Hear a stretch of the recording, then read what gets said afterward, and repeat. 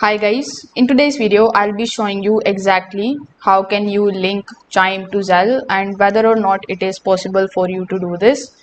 So first of all, you need to understand that as of 2026 Chime does not offer direct Zelle integration. It means that you can't find a built-in option to connect your Chime account to Zelle within the Chime application. So the standalone Zelle application was discontinued in 2025. So today Zelle only works through the banks and credit unions that officially participate in the Zelle network, and Chime is not one of them. So you can open the Chime application, then you can navigate through the transfer and the payment features. You will notice that the Zelle is not listed among the available money transfer options.